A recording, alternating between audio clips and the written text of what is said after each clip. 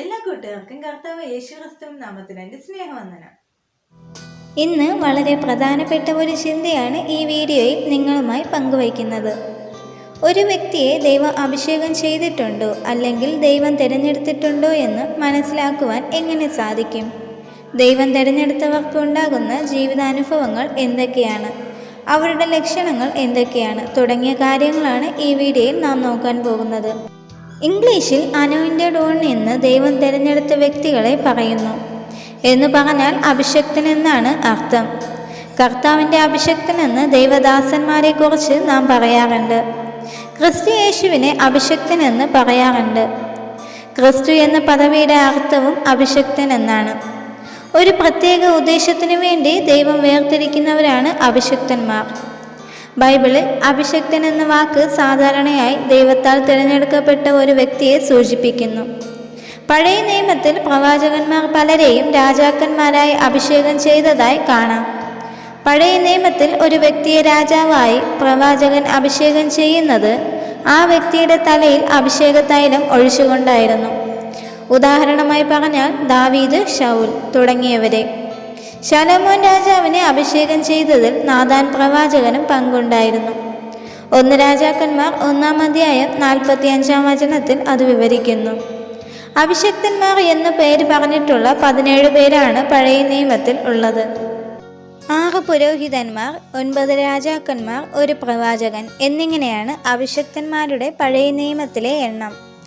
അഭിഷക്തന്മാരായ പുരോഹിതന്മാരാണ് അഹരോൻ, നാദാബ്, Abihu, Eleazar, ഈതാന്മാർ, Zadok എന്നിവർ. പുറപ്പാട് 6-ാം അധ്യായം 23-ാം വാക്യം. രാജാക്കന്മാരായ അഭിഷക്തന്മാർ ശൗൽ, ദാവീദ്, അബ്ശലോം, ശലോമോൻ, അസായേൽ, യേഹു, യോവാശ്, യഹോവാഹാസ്, കോരേഷ് എന്നിവർ. പ്രവാചകന്മാരായ അഭിഷക്തൻ എലീശ പ്രവാചകനാണ്. അഭിഷക്തനായ രാജാവും പുരോഹിതനും പ്രവചിക്കുന്നവനുമായ ഏക വ്യക്തി, അതായത് ഈ 3 ഗുണങ്ങളും ചേർന്ന ഏക വ്യക്തി നമ്മുടെ കർത്താവായ യേശു ക്രിസ്തുവാണ്. ഇനി നിങ്ങളെ ദൈവം അഭിഷേകം ചെയ്തിട്ടുണ്ടോ എന്ന്, തിരഞ്ഞെടുത്തിട്ടുണ്ടോ എന്നും എങ്ങനെ മനസ്സിലാക്കാം എന്ന് പറയാം.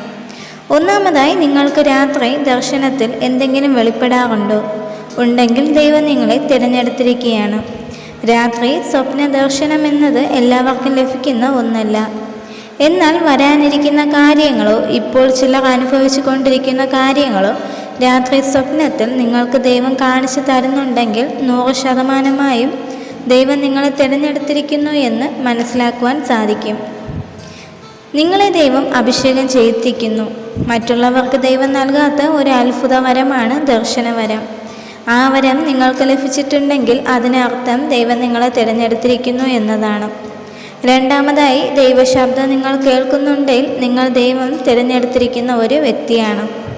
പ്രാർത്ഥനയിൽ ചില ആളുകളോട് ദൈവം ഇടപെടാറുണ്ട്.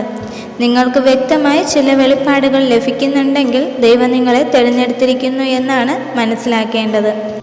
മൂന്നാമതായി, പല പ്രശ്നങ്ങളിൽ നിന്നും അപകടങ്ങളിൽ നിന്നും ദൈവം നിങ്ങളെ സംരക്ഷിക്കുന്നുണ്ടെങ്കിൽ ദൈവം നിങ്ങളെ തിരഞ്ഞെടുത്തിരിക്കുകയാണ്.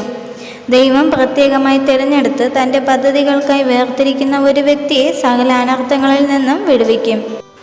ചിലരെ ദൈവം പ്രവചിക്കുവാനായിട്ട് തിരഞ്ഞെടുത്തിട്ടുണ്ട്. ഒരു വ്യക്തിയുടെ ഇപ്പോഴത്തെ ജീവിതത്തെക്കുറിച്ചോ വരാനിരിക്കുന്ന ജീവിതത്തെക്കുറിച്ചോ പറയുവാൻ അവർക്ക് കഴിയും.